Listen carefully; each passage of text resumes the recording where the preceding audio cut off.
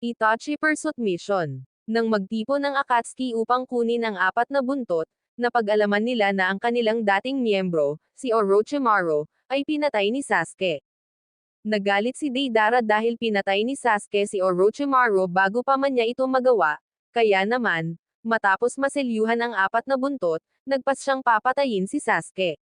Sinamahan siya ni Tobi. Nang matagpuan nila si Sasuke, nilapitan muna siya ni Tobi at agad na sinalakay. Nagkunwari siyang namatay saglit at pagkatapos ay pinuri ang bilis ni Sasuke. Matapos maglingkod ng maayos bilang panlilinlang, naupo si Tobi habang sinalakay ni Deidara si Sasuke. Paminsan-minsan ay tumutulong sa pamamagitan ng pagtatanim ng mga paputok ni Deidara sa paligid. Lalong nawalan ng pag-asa si Deidara sa kanilang labanan, kaya napilitang umatras si Tobi sa isang ligtas na lugar upang makaiwas sa mga epekto ng kanyang C4.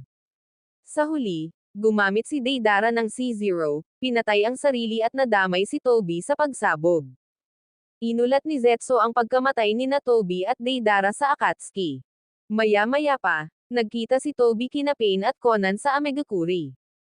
Ipinahayag niya ang kanyang kasiyahan sa pag-unlad ni Sasuke at nagpas siyang gawing pawn si Sasuke sa pamamagitan ng pagsasabi sa kanya ng katotohanan tungkol kay Itachi at sa pagbagsak ng angkan ng Uchiha, na may pag-asang pipiliin ni Sasuke ang paghihiganti laban sa Konoha dahil sa ginawa nila kay Itachi at sa kanilang angkan sa halip na ituloy ang mga kagustuhan ni Itachi at bumalik sa Konoha. Dahil malapit nang mamatay si Itachi, malapit na silang makalapit sa kanya. Binanggit din niya si Naruto at kung gaano siya kahanga sa performance nito laban kay Kakuzo. Inutusan niya si Pain na hulihin si Naruto dahil sa Nine Tails na nakaselyo sa loob nito, ngunit binabalaan siyang huwag maliitin si Naruto.